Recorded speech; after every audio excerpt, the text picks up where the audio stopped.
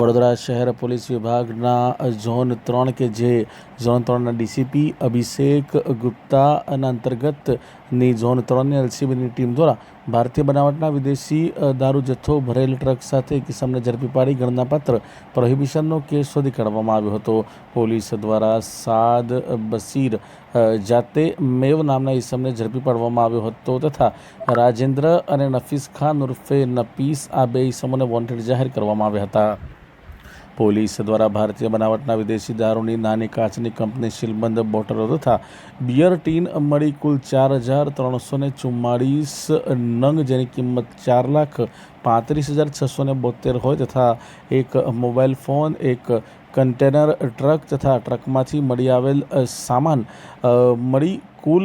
48,29,043નો મુદ્દામાલ કબજે કરી ઝડપાયેલ ઇસમો વિરુદ્ધ કાયદેસરની કાર્યવાહી હાથ ધરવામાં આવી હતી.